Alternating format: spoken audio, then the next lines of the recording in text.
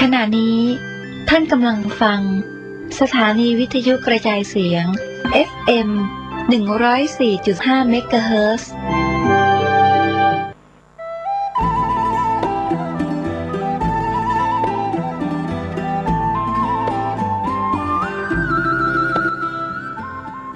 ข่าวสารเพื่อการประชาสัมพันธ์ด้วยพลังพุทธานุภาพธรรมานุภาพสังฆานุภาพเทวานุภาพนาคานุภาพแห่งบรมครูบาอาจารย์ปู่ฤาษี108เจ้าภาพสร้างหล่อปั้นพระพุทธรูปพระเจ้าทันใจโดยมีคุณแม่ชีพจนาพรวิศีวรพัฒน์นางสาวสุนทรีวิศีปัตย์นางสาวยานทัศน์วิศีปัตย์พร้อมครอบครัววิศีวรพัฒน์ครอบครัววิศีปัตย์เชิญร่วมเป็นเจ้าภาพหล่อปั้นบรรจุหัวใจนามพระพุทธรูปพระพุทธสถิตพจนาพรวันอาทิตย์ที่7พฤษภาคมพุทธศักราช2566พิธีเริ่มเวลา 9:09 น.ร่วมสร้างบุญได้ตั้งแต่วันนี้เป็นต้นไปติดต่อสอบถามร่วมบุญได้ที่พระครูสถิตธุราธรเจ้าอาวาสวัดสันขยอมอำเภอสันทรายจังหวัดเชียงใหม่0806849835และที่พระครูประหลัดกิติพงศ์กิติโสพโนด็อกเตอร์ผู้ช่วยเจ้าอาวาสวัดสันขยอม0962629694เชิญท่านร่วมบุญร่วมกุศลในคราวครั้งนี้โดยพร้อมเพรียงกัน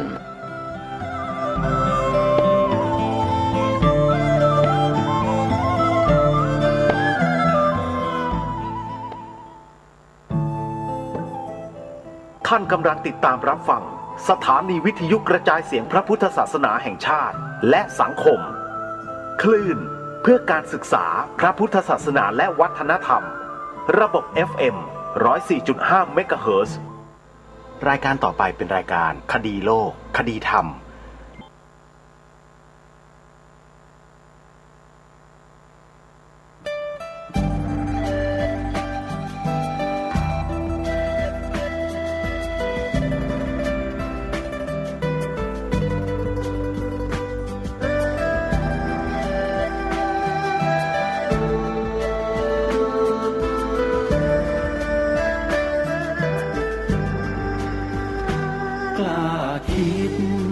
ต้องกล้า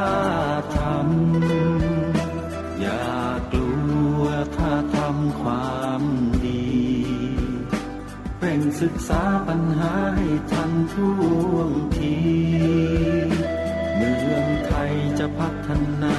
กว่านี้รายการดีคดีโลกคดีธรรมขอรำพันบรรยายความคิดเครื่องหมายแห่งสีทั้งสามงามถนัดขาวคือบริสุทธิ์สีสวัสดิ์หมายพระไตรรัตน์และธรรมะคุ้มจิตไทยแดงคือโลหิตเราใสซึ่งยอมสละได้เพื่อรักษาชาติศาสนาน้ำเงินคือสีโสภาอันจอมประชาถ้าโปรดเป็นของส่วนองค์จากริ้วเข้าเป็นไตรรงค์จึงเป็นสีธงที่รักแห่งเราชาวไทยทหารอวตารนำไปยงยุทธวิชัยวิชิตก็ชูเกียรติสยามประเทศไทยที่เจริญมั่นคงมาได้จนถึงทุกวันนี้มิได้เกิดขึ้นจากความหวาดกลัวอย่างคลาดเขลาแต่บรรพบุรุษไทยของเราทุกยุคทุกสมัยล้วนแต่มีความกล้าหาญและชาญฉลาดปกป้องเอกราชสร้างชาติให้เกิดความมั่นคงโดยมีธงแห่งพระไตรรัตน์เป็นเครื่องนำชัยจึงเป็นที่มาที่ไปของรายการคดีโลกคดีธรรมกล้าคิดก็ต้องกล้าทำอย่ากลัว ถ้าทำความดีเร่งศึกษาปัญหาให้ทันท่วงทีเมืองไทยจะพัฒนากว่านี้รายการดีๆคดีโลกคดีธรรมรายการดีๆคดีโลกคดีธรรม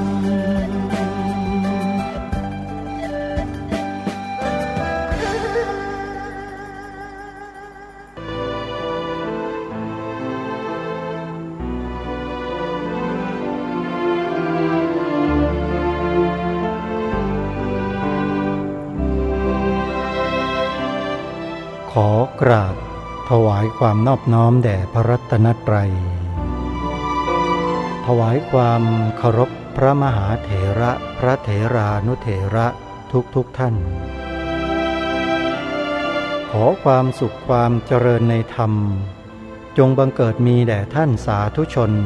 ที่กำลังติดตามรับฟังรายการจากสถานีวิทยุแห่งนี้ทุกท่าน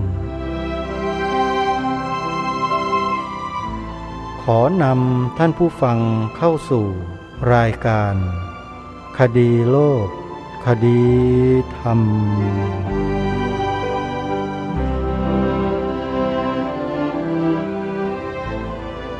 พบกันวันนี้วันขึ้น8 ค่ำเดือน 6วันนี้ตรงกับวันพฤหัสบดีที่27 เมษายนพระพุทธศักราช 2566 พบกันวันนี้จะได้นำบทพระราชนิพนธ์เทศนาเสือป่าต่อเนื่องจากกันที่แล้วมาเสนอต่อท่านผู้ฟังเพื่อให้เกิดความมีส่วนร่วมในการทำหน้าที่ของความเป็นคนไทยของเราด้วยกันวันนี้จะเสนอเป็นกันที่5มีชื่อว่าความภักดีต่อศาสนาท่านผู้ฟังทุกท่านกันนี้เป็นกันที่สำคัญมากกันหนึ่งที่พวกเราชาวไทยต้องตั้งอกตั้งใจฟังกันให้ดีเพราะพระองค์ท่านทรงกลั่นกรองทรงกลั่นกรองบทพระราชนิพนธ์เทศนาเสือป่านี้ออกมาจากพระราชหฤทัยของพระองค์ท่านเพราะฉะนั้นบทพระราชนิพนธ์เทศนาเสือป่าจึงชื่อว่าเป็นน้ำพระราชฤทัยของพระองค์โดยตรงเราต้องช่วยกันรองรับน้ำพระราชฤทัยของพระองค์ท่านโดยดุษณีเราจึงจะชื่อว่าจงรักภักดีแด่พระองค์ท่านอย่างแท้จริงเพราะฉะนั้นเพื่อไม่ให้เป็นการเสียเวลามาติดตามรับฟังกันได้ณบัดนี้ความภักดีต่อศาสนาทรงแสดงณวันที่12 มิถุนายนพระพุทธศักราช 2457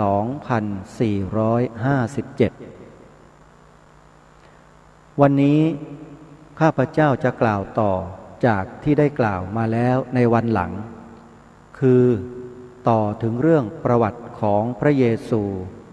และที่ได้พูดแย้มไว้ในคราวก่อนที่จะกล่าวต่อไปในที่นี้ไม่ใช่ตั้งใจที่จะกล่าวประวัติโดยพิสดารมิได้เพราะถ้าจะกล่าวประวัติโดยพิสดารแล้วก็ไม่เป็นความจำเป็นอะไรทั้งหนังสือก็มีอยู่แล้วใครอยากจะอ่านก็ได้ข้อสำคัญที่จะเตือนให้ท่านทั้งหลายคิดต่อจากหนังสือนั้นคือข้อใดที่เราควรจะเชื่อถือได้ว่าน่าจะเป็นจริงหรือสิ่งใดที่เราน่าจะฟังหูหนึ่งไว้หูหนึ่งข้อแรกที่นับว่าเป็นอัศจรรย์ของศาสนาคริสต์ซึ่งเขายกย่องเป็นวิเศษที่สุดคือว่าพระเยซูนั้นเป็นโอรสของพระเป็นเจ้าบนสวรรค์ข้อนี้ข้าพเจ้าได้กล่าวแต่คราวแรกแล้วว่าเป็นข้อซึ่งถ้าจะว่าสงสัยก็เกินไปสักหน่อยเป็นแต่วิจิกิจฉา ยังไม่ลงรอยกันได้ในใจไม่มีข้อใดที่จะคัดค้านความที่เขากล่าวแต่ส่วนข้อความที่ยกมาอ้างว่าเหตุใดพระเยซูจึงควรนับว่าเป็นโอรสพระเป็นเจ้าบนสวรรค์นั้นข้าพเจ้าขออนุญาตยกเอาข้อความจากคัมภีร์ของเขามากล่าวในเรื่องนี้คัมภีร์นี้เรียกว่าคัมภีร์ใหม่คือเป็นประวัติกิจการของพระเยซูเท่านั้นไม่ใช่เรื่องเก่าที่มีมาในไบเบิลเป็นแต่เริ่มจากพระเยซูเป็นคัมภีร์ซึ่งนักบุญแมทธิวได้แต่งไว้เรียกว่าคัมภีร์ของแมทธิวในภาคต้นแมทธิวได้กล่าวไว้ปรากฏชัดถึงพงศาวดารสืบตระกูลวงศ์แห่งเยซูคริสต์ผู้สืบสายโลหิตจากเดวิดโดยพิสดารคือเริ่มต้นแต่เอฟราฮิมมีลูกชื่อไอซักเลยลงไปจนถึงโซโลมอนผู้เป็นโอรสของเดวิดแล้วต่อลงมาจนตลอดถึงโยเซฟซึ่งว่าเป็นผัวของนางมาเรียโยเซฟนี้ตามหนังสือเขาว่านับเนื่องชั่วคนตั้งแต่เอฟราฮิมลงมาจนถึงเดวิด14ชั่วคนจากเดวิดลงมาตลอดสมัยที่พวกยิวไปเป็นเฉลยอยู่บาบิลอนอีก14ชั่วคนตั้งแต่นั้นมาถึงเยซูอีก14ชั่วคนเหมือนกันก็ใจความนี้เขากล่าวเช่นนี้จะแปลว่ากระไรเดวิดนั้นท่านทั้งหลายคงจะเคยได้ยินโดยมากแต่แรกก็เป็นผู้ที่ไม่มีอิทธิฤทธิ์อันใดจนภายหลังได้ไปรบยักษ์ชื่อโคลิอัตเป็นคนแรกที่ได้ใช้อาวุธเครื่องประหารอันขว้างไปจากตัวจะว่าเป็นผู้แรกคิดอาวุธปืนก็ได้แต่อาวุธที่เดวิดใช้นี้หาใช่ปืนไม่แท้จริงเป็นก้อนศิลาอันวางไว้ในบ่วงแล้วแกว่งบ่วงนี้รอบหัวแล้วปล่อยสายเชือกข้างหนึ่งก้อนศิลาก็ไปถูกยักษ์นั้นตายภายหลังเดวิดจึงได้เป็นใหญ่เป็นเจ้าแล้วต่อมามีบุตรชื่อโสโลมอนโสโลมอนนี้เป็นผู้ซึ่งเป็นพระเจ้าแผ่นดินเป็นใหญ่มีชื่อเสียงมากปรากฏว่าเป็นผู้ทรงยุติธรรมเป็นผู้ที่คล้ายๆพระร่วงของเราตรัสอะไรเป็นนั่นทุกอย่างเพราะมีผู้นับถือมากทั้งเดวิดและโสโลมอนสองคนนี้ในโกรานก็มีชื่อเสียงเป็นที่นับถือเป็นนักบุญเหมือนกันเดวิดเรียกว่าดาวูดและโสโลมอนเรียกว่าซูลิมานที่เขาได้ตั้งใจสืบวงพระเยซูขึ้นไปจนถึงเดวิดและโสโลมอนนี้เพื่ออะไรเพื่อจะแสดงให้เห็นว่าพระเยซูเป็นผู้เกิดในสกุลของผู้ซึ่งเคยเป็นเจ้าเป็นใหญ่ในหมู่ชาวยูเดียหรือในหมู่อิสราเอลที่ข้าพเจ้าได้กล่าวแล้วในครั้งก่อนแม้เดวิดเองเมื่อได้เป็นเจ้าเป็นใหญ่ขึ้นแล้วก็ต้องบอกได้กำเนิดจากเอฟราฮิมเหมือนกันเพราะเอฟราฮิมเป็นคนสำคัญในไบเบิลและโกรานเรียกว่าอิบราฮิมและถ้าจะเปรียบศาสนาพราหมณ์เอฟราฮิมก็คือพระมนูผู้เป็นประชาบดีเขากล่าวว่าลูกเอฟราฮิม10 คนได้แยกกันไปในทิศานุทิศมีลูกเต้าสืบมามนุษย์ทุกคนจึงนับว่าเป็นลูกเอฟราฮิมทั้งนั้นเมื่อกล่าวพงศาวดารของเอฟราฮิมเช่นนี้และไม่เป็นข้อประหลาดอะไรในการที่เขาจะกล่าวว่าเยซูเป็นลูกเดวิดและเอฟราฮิมผู้ที่จะตั้งใจสรรเสริญพระเยซูมักยกข้อนี้เป็นข้อประหลาดที่นับชั่วคนมาได้ติดต่อกันถึง42ชั่วแต่การที่นับชั่วคนเช่นนี้ตามนักเลงพงศาวดารและโบราณคดีถือกันว่าถ้าไม่มีหลักแน่นอนแล้วย่อมไม่ควรถือเอาเป็นแน่อีกประการหนึ่งข้อที่แมทธิวต้องมาลำดับตระกูลวงของบิดาพระเยซูเช่นนี้ก็คือต้องลำดับตระกูลวงของโยเซฟเพื่อแสดงให้เห็นว่าโยเซฟเป็นผู้มีหลักฐานที่บรรพบุรุษเป็นเชื้อพระเจ้าแผ่นดินด้วยซ้ำแต่น่าจะถามกันขึ้นว่า ถ้าแม้เยซูเป็นลูกพระเป็นเจ้าบนสวรรค์แล้วทำไมต้องอ้างว่าเป็นเชื้อพระเจ้าแผ่นดินด้วยเล่าพระเจ้าบนสวรรค์ก็สูงกว่าพระเจ้าแผ่นดินอยู่แล้วเมื่อได้เป็นลูกพระเจ้าบนสวรรค์แล้วทำไมจึงได้บอกว่าเป็นลูกโยเซฟและเอฟราฮิมอีกข้อหนึ่งในหน้าเดียวกันในคัมภีร์ของแมทธิวนั่นเองว่าเมื่อครั้งมาเรียแม่พระเยซูได้กระทำการอาวาหะกับโยเซฟนั้นเมื่อก่อนได้เสพเมถุนธรรมด้วยกันนางมาเรียได้ทรงครรภ์เสียแล้วด้วยโฮลิโกสต์ซึ่งดูเหมือนพวกบาทหลวงจะเรียกเป็นไทยว่าพระจิตพูดทางภาษาคนไม่ใช่พูดทางภาษาพระแปลว่านางมาเรียได้กับโยเซฟแต่ยังไม่ทันได้เสพเมถุนนางมาเรียก็มีครรภ์กับพระจิตเสียแล้วฝ่ายโยเซฟผู้เป็นสามีเป็นผู้อยู่ในศีลในธรรมไม่ปรารถนาที่จะกระทำให้ภรรยาของเขาได้ความอายจึงตั้งใจว่าจะหย่ากันเสียโดยเงียบๆแต่เมื่อเขากำลังไตร่ตรองอยู่นั้นก็เผอิญเทวทูตแห่งพระเป็นเจ้าบนสวรรค์ได้มาเข้าฝันเขาและได้กล่าวแก่เขาว่าดูก่อนโยเซฟบุตรเดวิด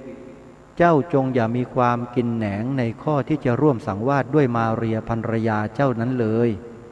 เพราะภรรยาเจ้าได้มีครรภ์นั้นมีด้วยพระจิตนี่เป็นคำของแมทธิวอธิบาย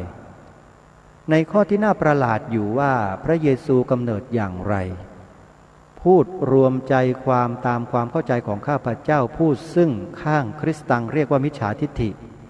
ข้าพเจ้าต้องเข้าใจว่าไม่รู้ว่าใครเป็นพ่อพระเยซูเพราะในที่นี้ปรากฏชัดว่าโยเซฟก็จะหย่ามาเรียอยู่แล้วเผอิญเทวทูตของพระเป็นเจ้าบนสวรรค์มาเข้าฝันโยเซฟจึงได้รู้ว่านางมาเรียนั้นมีครรภ์กับพระจิตแต่ข้อนี้ดูเป็นข้อประหลาดเพราะพระจิตก็เป็นสิ่งที่หาตัวตนมิได้พระจิตมาเป็นผัวผู้หญิงได้ก็ประหลาดซึ่งถ้าไม่แสดงอย่างไรให้แลเห็นให้น่าเชื่อถือยิ่งกว่านี้แล้วข้าพเจ้าเห็นว่าค่อนข้างลำบากอยู่สักนิดเพราะฉะนั้นที่อ้างว่าพระเป็นเจ้าบนสวรรค์เป็นพระบิดาพระเยซูนี้ตามความสันนิษฐานของข้าพเจ้าโดยทางพงศาวดารและโบราณคดีเข้าใจว่าในสมัยพระเยซูเองเมื่อเป็นเด็กคงไม่มีใครพูดว่าเป็นลูกพระเป็นเจ้าต่อเมื่อพระเยซูเองเป็นคนสอนศาสนาเป็นศาสดามีผู้นับถือเลื่อมใสขึ้นจะบอกกับสาวกได้หรือว่าเยซูนั้นเป็นลูกไม่มีบิดาข้างข้าพเจ้านั้นเชื่อว่าเยซูเป็นลูกนางมาเรียผู้เป็นภรรยาของโยเซฟแต่หาใช่บุตรของโยเซฟมิได้เพราะนางมาเรียได้มีครรภ์ก่อนได้กับโยเซฟแล้วถ้าแม้ข้าพเจ้าอยู่ในที่สาวกของเยซูก็จำเป็นต้องบอกว่าศาสดาของข้าพเจ้าเป็นลูกพระเป็นเจ้าบนสวรรค์เหมือนกันพอจะได้แก้อายได้ข้อนี้เป็นข้อที่เราควรจะเห็นใจเขาแต่ข้อนี้เองเป็นสิ่งซึ่งควรจะทำให้เราทั้งหลายที่เป็นพุทธศาสนิกชนรู้สึกภาคภูมิในใจเพราะพระศาสดาของเรามีกำเนิดดีเป็นอุพโตสุชาติพระพุทธบิดาเป็นกษัตริย์พระพุทธมารดาเป็นนางพระยามีสกุลสืบไปถึงพระมนูนับว่าเป็นผู้มีกำเนิดดีแท้เป็นผู้มีสมภพอันประเสริฐแท้ไม่มีปัญหาเป็นผู้ที่เกิดดีทั้งสองฝ่ายคือทั้งข้างพระบิดาและมารดานับว่าเป็นผู้มีกำเนิดสูงข้อนี้ถึงแม้เราจะไม่กระพือปีกอวดดีมากไปเป็นหน้าที่ของเราที่จะรู้สึกภาคภูมิอยู่บ้างพระศาสดาอันเป็นที่พึ่งของเรานี้ไม่มีสิ่งไรในประวัติแห่งพระราชสมภพของท่านซึ่งจะต้องมีความอับอายซึ่งเราจะต้องปิดบังหรือซึ่งเราจะต้องตกแต่งขึ้นไม่มีความจำเป็นอันใดที่เราจะต้องใช้สมองของเราเพื่อรับรองสิ่งซึ่งสมองชั้นในไม่ยอมว่าจะรับรองได้ ศาสนาของพระเยซูเบื้องต้นที่จะต้องการให้คนเราเชื่อจำเป็นต้องมีสิ่งหนึ่งซึ่งจะพูดในภาษาไทยเราให้สั้นเป็นคำเดียวต้องเรียกว่าภักดีต้องมีความภักดีคือเมื่อใครเล่าถึงพระเยซูว่ามีกำเนิดแต่ผู้ใดเกิดอย่างไรประพฤติอย่างไรชาติเป็นอย่างไรต้องปลงใจเชื่อทุกอย่างโดยความภักดีต่อพระเยซูเราทั้งหลายจำเป็นต้องเชื่อถือจำเป็นต้องรับเสียก่อนว่าพระเยซูเป็นลูกพระเป็นเจ้าบนสวรรค์จำเป็นต้องรับว่านางมาเรียมารดาพระเยซูนั้นเป็นพรหมจารีเพราะเหตุว่าตั้งแต่เมื่อก่อนมาได้กับนายโยเซฟนั้นได้มีครรภ์กับพระจิตเสียแล้วนับว่าชายมิได้แตะต้องเพราะฉะนั้นต้องนับว่าเป็นพรหมจารีครั้นเมื่อสมภพพระเยซูแล้วก็ยังคงเป็นพรหมจารีอย่างเดิมเพราะเหตุที่ยังไม่เคยมีผัวแต่ถ้าเรามานึกดูว่าผู้หญิงที่มีลูกแล้วจะคงเป็นพรหมจารีอยู่ได้หรือก็ไม่น่าเชื่อว่าจะเป็นไปได้ตามธรรมดาของโลกข้อนี้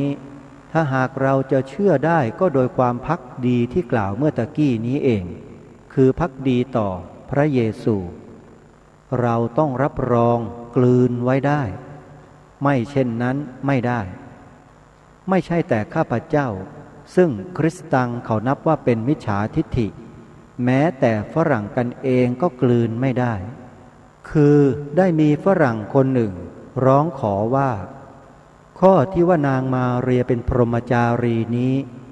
เขาขอยกเสียให้หมดอย่าให้เอาเป็นข้อที่จะทดลองความภักดีของเขาเลยท่านสังฆราชในวงเล็บสันตะปาปากรุงโรมหายอมข้อนี้ไม่ผู้ที่ร้องขอให้ตัดพรหมจารีนี้เป็นบาทหลวงอยู่ถึงกับยอมศึกจากบาทหลวงไปท่านสังฆราชกรุงโรมได้ออกประกาศประนามบาทหลวงผู้นี้ว่าเป็นผู้นอกศาสนาเพราะตัดความภักดีต่อพระเยซูผู้เป็นโอรสพระเจ้าบนสวรรค์ก็ศาสนาพระพุทธเจ้าของเรามีข้อใดบ้างหรือไม่ที่เราจะต้องเชื่อเสียก่อนจึงจะเป็นพุทธศาสนิกชนได้ท่านลองนึกดูทีมีข้อใดบ้างที่จำเป็นจะต้องเชื่อโดยความภักดีในศาสนาพระพุทธเจ้าไม่มีสิ่งใดที่ข่มน้ำใจไม่มีสิ่งใดที่จะบังคับให้คนต้องเชื่อด้วยความภักดีพระพุทธเจ้าย่อมทรงเพาะความภักดีในใจของเราทั้งหลายด้วยธรรมะอันจริงแท้อันทรงแสดงให้เราทั้งหลายแลเห็นโดยแจ่มแจ้งเห็นสิ่งทั้งปวงที่ทรงแสดงว่าเป็นความจริงเป็นความดีถ่องแท้น่าเลื่อมใสและแม้เราปฏิบัติตามธรรมของพระพุทธเจ้าได้แล้วอย่างน้อยที่สุดจะเป็นคนดีมีผู้นับหน้าถือตาและเราจะไม่ประทุษร้ายต่อเพื่อนบ้านธรรมะของพระพุทธเจ้าที่ทรงตรัสสั่งสอนให้เราทั้งหลายนั้นเราย่อมเข้าใจได้ไม่ว่าบุคคลชั้นใดและไม่มีข้อหนึ่งข้อใดซึ่งจะเหมือนอย่างของเราคือบังคับหมู่มนุษย์ให้ต้องมีความภักดีเป็นเบื้องต้นความภักดีซึ่งเราทั้งหลายมีต่อสมเด็จพระบรมศาสดาของเรานั้นย่อมมีเพราะเรารู้สึกพระคุณอันใหญ่ยิ่งของท่านเรารู้สึกพระคุณซึ่งมีอยู่แก่เราทั้งหลายทำให้เราทั้งหลายรู้สึกรักและความรักอันนี้บันดาลให้เราทั้งหลายเกิดความภักดีในใจ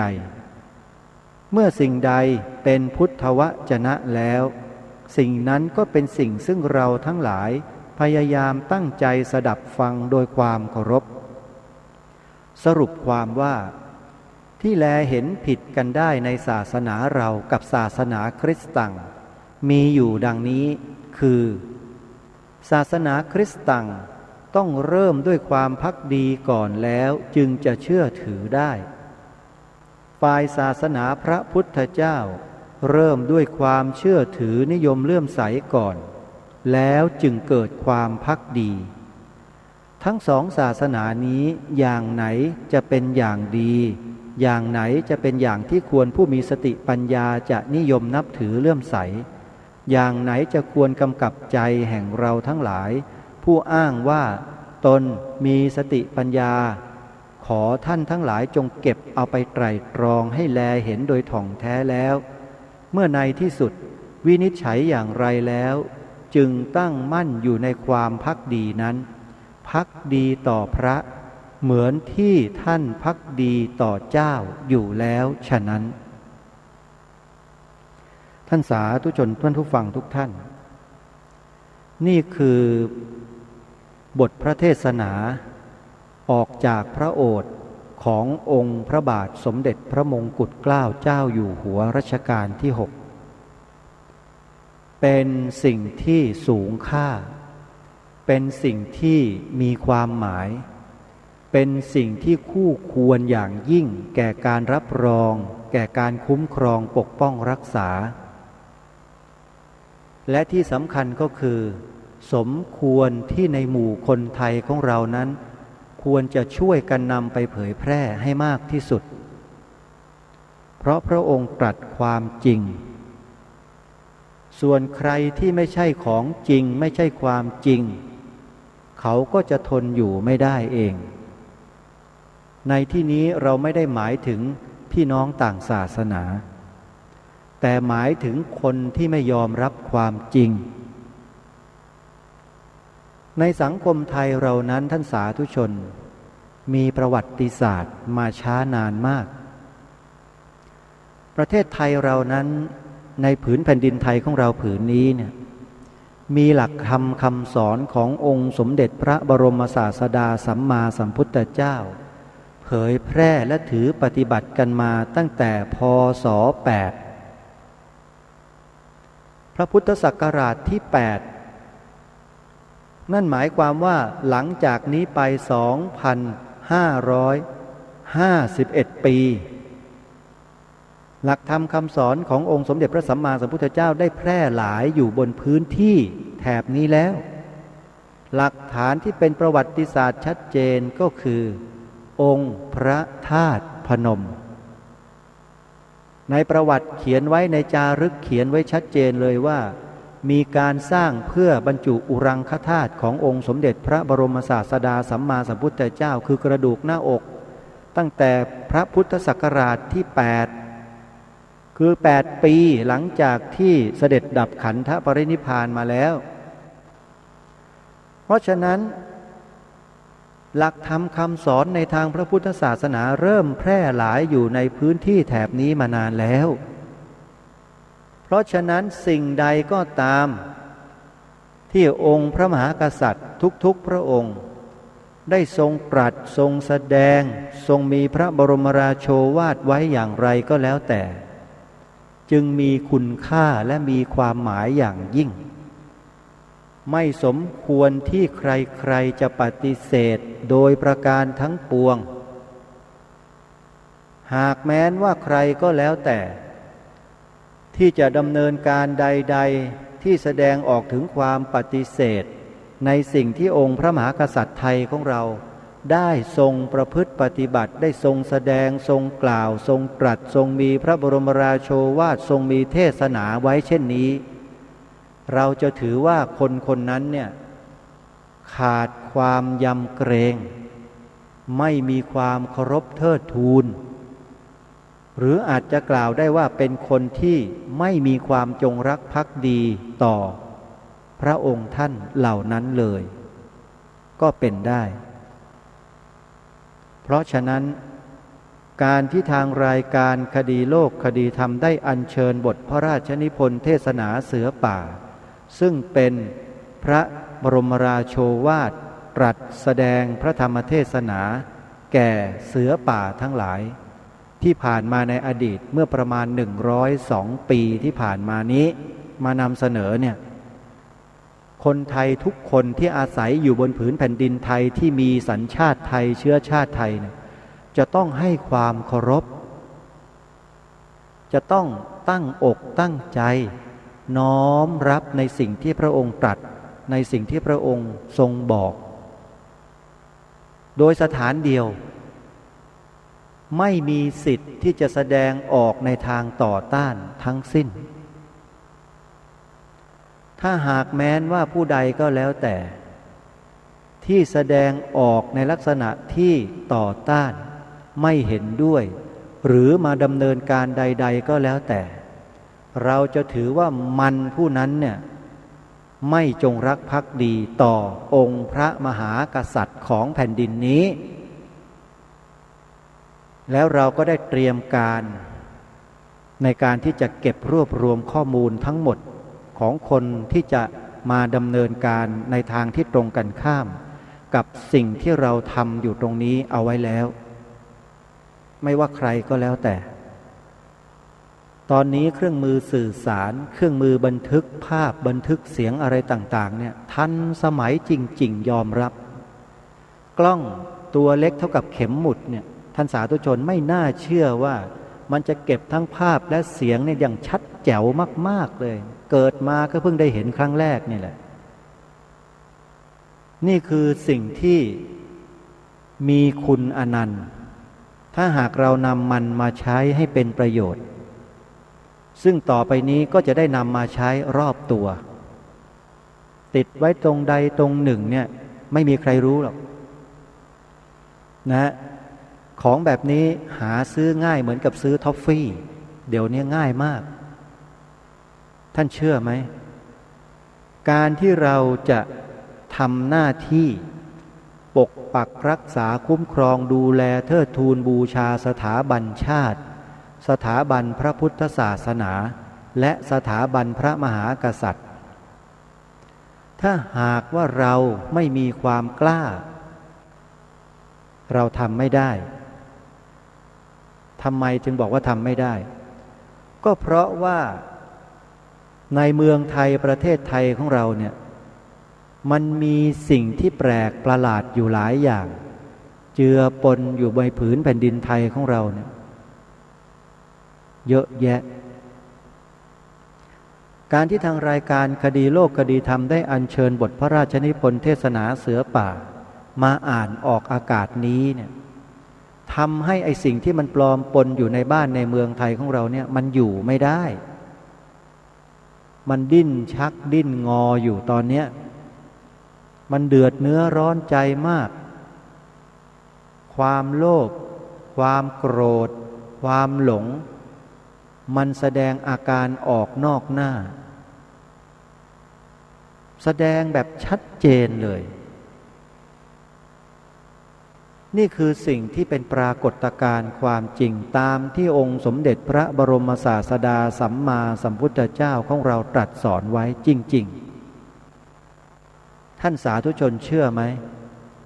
ถ้าท่านสาธุชนกลับไปศึกษาประวัติศาสตร์ชาติไทยของเราในรัชสมัยขององค์พระบาทสมเด็จพระมงกุฎเกล้าเจ้าอยู่หัวสถานการณ์บ้านเมืองในยุคนั้นสมัยนั้นท่านจะทราบดีว่ามันกำลังเกิดอะไรขึ้นผืนแผ่นดินไทยของเราถูกตัดถูกเฉือนถูกล่าอาณานิคมจากคนต่างชาติต่างศาสนาใช่ไหมยอมรับความจริงข้อนี้ไหมว่าเราถูกพวกคนต่างชาติต่างศาสนาเข้ามารุกรานในยุคของพระองค์รอยต่อโชคดีเหลือเกินที่เรามีองค์บุรพมหากษัตริย์ที่ทรงมีทศพิธราชธรรมกันทุกพระองค์ทรงมีความหนักแน่นในพระรัตนตรัยทุกพระองค์ทรงไม่มีความง่อนแง่นคลอนแคลนเลยแม้แต่นิดเดียวเหมือนดั่งพระราชบิดาขององค์พระบาทสมเด็จพระมงกุฎเกล้าเจ้าอยู่หัวของเราคือพระบาทสมเด็จพระจุลจอมเกล้าเจ้าอยู่หัวรัชกาลที่5พระองค์ท่านก่อนที่จะเสด็จประพาสยุโรปทรงมีพระปริวิตกในพระราชฤทัยไปว่าข้าราชบริพารและประสบนิกรชาวไทยของพระองค์ท่านนั้นจะมีความหวาดหวั่นว่าพระองค์ท่านเมื่อเสด็จไปประพาสยุโรปนานๆแล้วเนี่ยจะทรงเปลี่ยนพระราชฤทัยไปเป็นอย่างอื่นหรือเปล่า อันนี้อาตมาภาพวินิจฉัยว่าพระองค์ท่านทรงจะมีข้อปริวิตกทรงห่วงใยประสบนิกรในแผ่นดินสยามของพระองค์ท่านว่าจะมีความวิตกกังวลไปพระองค์จึงทรงให้ข้าราชบริพารจัดพระราชพิธีสำคัญขึ้นในพระที่นั่งไพศาลทักษิณภายในพระบรมมหาราชวังเมื่อวันที่ 21 มีนาคมพระพุทธศักราช 2439 รัตนโกสินทร์ศก 115 เป็นวันที่ 1358 ในรัชกาลของพระองค์ท่านที่ทรงครองราชย์มาพระราชพิธีนี้ชื่อว่าอะไรชื่อว่าพระราชพิธีศรีสัจจปานการแล้วต่อมาพระราชพิธีนี้เราก็รู้จักในนามว่าการถือน้ำพิพัฒน์สัตยานั่นเองเพราะฉะนั้นจะขออัญเชิญพระราชหัตถเลขาขององค์พระบาทสมเด็จพระจุลจอมเกล้าเจ้าอยู่หัวซึ่งพระองค์ท่านได้ทรงมีไว้ให้แก่ประสบนิกรชาวสยามของพระองค์ท่านดังต่อไปนี้ว่าข้าพเจ้าขอปฏิญาณตนเฉพาะหน้าพระสงฆ์เถรานุเถระทั้งหลายอันประชุมอยู่ณที่นี้ว่าการที่ข้าพเจ้าคิดจะไปประเทศยุโรปในครั้งนี้ด้วยข้าพเจ้ามุ่งต่อความดีแห่งพระราชอาณาจักรและด้วยความหวังว่าจะเป็นประโยชน์แก่ตัวข้าพเจ้าด้วยเพราะฉะนั้นข้าพเจ้าตั้งใจจะรักษาตนให้สมควรแก่ที่เป็นเจ้าของประชาชนชาวสยามทั้งปวงจะรักษาเกียรติยศแห่งพระราชอาณาจักรอันเป็นเอกราชนครนี้จนสุดกำลังที่ข้าพเจ้าจะป้องกันได้และเพื่อจะให้เป็นเครื่องเตือนใจตัวข้าพเจ้าและเป็นเครื่องเย็นใจแห่งผู้ซึ่งมีความรักใคร่มุ่งหมายความดีต่อข้าพเจ้าปราศจากวิตกกังวลใจด้วยความประพฤติรักษาตัวของข้าพเจ้าข้าพเจ้าจึงขอสมาทานข้อทั้งหลายที่จะกล่าวต่อไปนี้ 1. ข้าพเจ้าจะไม่มีจิตยินดีน้อมไปในศาสดาอื่นนอกจากสมเด็จพระสัมมาสัมพุทธเจ้าและพระธรรมอันพระองค์ได้ตรัสรู้ชอบดีแล้วกับทั้งพระสงฆ์หมู่ใหญ่อันได้ประพฤติตามคำสั่งสอนของพระสัมมาสัมพุทธเจ้าพระองค์นั้นเลยเป็นอันขาดจนตราบกว่าสิ้นชีวิต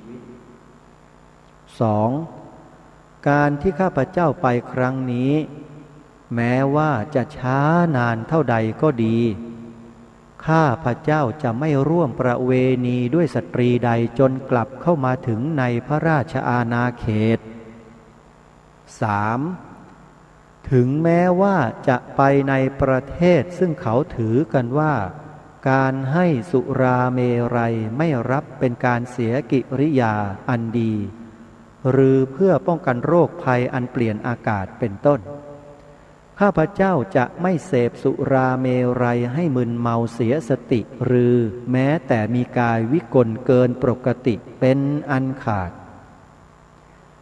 คำปฏิญาณสมาทาน3ประการนี้ข้าพเจ้าได้ทำไว้เฉพาะหน้าพระสงฆ์เถรานุเถระอันได้มาประชุมในการพระราชพิธีศรีสัจจปานการแห่งผู้สำเร็จราชการแผ่นดินต่างพระองค์และที่ปรึกษาของผู้สำเร็จราชการณพระที่นั่งไพศาลทักษิณในบรมมหาราชวังวันที่ 21 มีนาคมรัตนโกสินทร์ศก 115 พระพุทธศาสนายุคการ 2439 พรรษาเป็นวันที่ 1358 ในรัชกาลปัจจุบันท่านสาธุชนทุกท่านที่ได้อัญเชิญพระราชหัตถเลขาขององค์พระบาทสมเด็จพระจุลจอมเกล้าเจ้าอยู่หัวในการพระราชพิธีศรีสัจจปานการตรงนี้ขึ้นมาก็เพื่อที่จะเป็นเครื่องยืนยันให้กับท่านทั้งหลายได้ทราบว่าองค์พระบาทสมเด็จพระมงกุฎเกล้าเจ้าอยู่หัวรัชกาลที่ 6ซึ่งเป็นพระราชโอรสของพระองค์ท่านเนี่ย ทรงดำเนินรอยตามเบื้องพระยุคลบาทของพระราชบิดามาทุกอย่างทรงรักษาสิ่งที่พระราชบิดาทรงรักษามาแต่อดีตจากพระราชบิดาพระอัยกาทั้งหลายนะฮะพระปิตุลาทั้งหลายราชวงศ์ทุกๆพระองค์ทั้งหลายมาเนี่ยอย่างแข็งขันเข้มงวดที่สุดจนกลายมาเป็นบทพระราชนิพนธ์เทศนาเสือป่าอย่างที่เราได้ฟังกันอยู่ตอนนี้นี่คือการสืบราชสันตติวงศ์ดำรงความเป็นไทยเอาไว้ความเป็นไทยมีอยู่ในนี้คือบทพระราชนิพนธ์เทศนาเสือป่านี่แหละคือความเป็นไทยของเราและสิ่งนี้เป็นสิ่งที่องค์พระมหากษัตริย์ทรงตรัสเอาไว้แล้วไม่ใช่ทรงตรัสแบบธรรมดาและก็ไม่ได้ทรงตรัสแบบมีอคติด้วยทรงยกหลักฐานที่พระองค์ท่านทรงไปสืบค้นทรงไปศึกษาเรียนรู้มาทั้งหมดมากล่าวตามที่มีอยู่จริงตามหลักฐานนั้นจริงแล้วทรงเทียบเคียงให้เห็นถึงศาสนาของบรรพบุรุษไทยของเราที่รักษาสืบมาคือพระพุทธศาสนานั้นว่ามีข้อแตกต่างกันอย่างไรเท่านั้นเองทรงเปรียบเทียบให้เราเห็นเพราะฉะนั้นใครที่ยอมรับความจริงในสิ่งที่พระองค์ตรัสไว้ไม่ได้นะอันนี้ท่านต้องไปช่วยแก้ไขตัวท่านเองจะมาแก้ไขที่ผู้อื่นไม่ได้ท่านจะมาแก้ไขความจริงนี้ให้เป็นความปลอมไม่ได้ก็ในเมื่อพระองค์ท่านทรงตรัสตามหลักฐานข้อมูลที่มีมาไม่ได้ทรงตรัสโดยที่พระองค์ท่านไม่ได้ทรงศึกษามาเสเมื่อไหร่เพราะฉะนั้นท่านสาธุชนทุกท่านการที่เราจะฟังบทพระราชนิพนธ์เทศนาเสือป่าแล้วการที่เราจะอัญเชิญบทพระราชนิพนธ์เทศนาเสือป่าไปเผยแพร่ที่ไหนก็แล้วแต่ขอให้เรานั้นมีจุดยืนให้มั่นคงดำรงความจงรักภักดีเอาไว้ให้หนักแน่นอย่างง่อนแง่นคลอนแคลนแล้วก็ใส่หัวใจสิงลงไปสิงนี่ไม่ใช่สิงธรรมดาด้วยนะสิงอโศกรู้จักพระเจ้าอโศกมหาราชไหมนั่นแหละทรงแผ่พระศาสนาให้กว้างไกลใหญ่โตจนกระทั่งมาถึงผืนแผ่นดินสุวรรณภูมิผืนนี้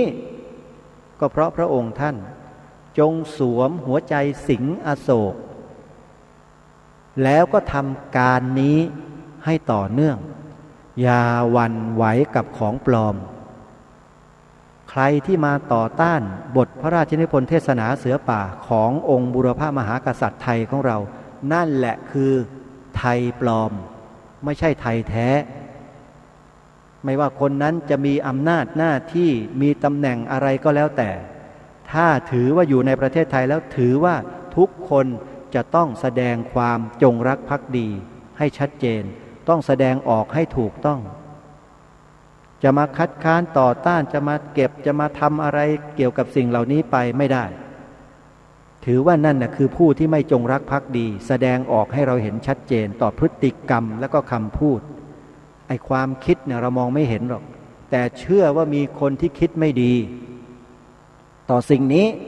สิ่งที่ทางรายการคดีโลกคดีธรรมอัญเชิญมาอ่านเนี่ยคือบทพระราชนิพนธ์เทศนาเสือป่าขององค์พระมหากษัตริย์ใครจะอกตัญญูต่อแผ่นดินเกิดของตัวเองใครจะอกตัญญูต่อบรรพบุรุษของตนเองก็ไม่ว่าก็จะได้ตีตราเอาไว้ให้ชัดให้เห็นว่าใครจะได้รู้ว่านี่นะคนกลุ่มนี้คนแบบนี้หน้าตาแบบนี้ชื่อเสียงเรียงนามแบบนี้มีตำแหน่งอย่างนี้นี่คือคนอกตัญญูต่อแผ่นดินไทยเราก็จะได้เห็นได้รู้กันแล้วก็จะได้ทำการบันทึกเอาไว้ด้วยเทคโนโลยีที่ทันสมัยซึ่งเตรียมการไว้ทั้งหมดตรงนี้หายห่วงรับรองได้ว่างานนี้ไม่ธรรมดาถึงบอกไงว่าของปลอมกำลังทุรนทุรายจะตายชักอยู่ตอนนี้ทนไม่ได้พอได้ยินบทพระราชนิพนธ์เทศนาเสือป่านี่มันอยู่ไม่ได้ของปลอมเนี่ยมันจะต้องดิ้นออกมามันเหมือนกับอะไรท่าน เหมือนกับตัวอะไรเนาะที่มันตกไปในอะไรสักอย่างหนึ่งแล้วมันอยู่ไม่ได้มันต้องดิ้นรนแสวงหาทางออกเพราะมันไม่มีปัจจัยที่จะทำให้ชีวิตอยู่รอดได้แต่ในที่นี้ชีวิตรอดแต่จิตใจที่มันดิ้นรนมีความมากอยากใหญ่เนี่ยมันจะอยู่ไม่ได้ท่านเชื่อเถอะสาธุชนทุกท่านรายการคดีโลกคดีธรรมศึกษาเรื่องราวการวิเคราะห์เรื่องจิตของมนุษย์มาอย่างละเอียดซึ่งไม่มีวิชาในโลกนี้ที่จะเทียบเท่าวิชาที่ทางรายการคดีโลกคดีธรรมศึกษาเล่าเรียนมาได้สักรายการหนึ่งสักวิชาการหนึ่งไม่มีฮะวิชาการนี้แหละเป็นวิชาการที่ชาวพุทธจะต้องเรียนกันให้มากๆขอฝากไว้ด้วยนะฮะนั่นก็คือวิชาพระอภิธรรมมัทธสังคหะเอาละท่านสาธุชนวันนี้เราได้ฟังบทพระราชนิพนธ์เทศนาเสือป่ากันที่5จบลงไปแล้วคือความภักดีต่อศาสนาวันพรุ่งนี้จะเป็นกันที่6มีชื่อว่าอะไรอย่างไรคอยติดตามรับฟังกันวันนี้ต้องขอสมมุติยุติรายการไว้แต่เพียงเท่านี้ช่วงท้ายก็นำบทเพลงพระราชนิพนธ์ในบทเพลงพระราชนิพนธ์ต่างๆของพระองค์ท่านมาเปิดให้กับพวกเราได้ติดตามรับฟังอันนั้นชุดท้ายขอความสุขสวัสดีจงมีแด่ท่านผู้ฟังทุกท่านทุกคนเทินขอเจริญพร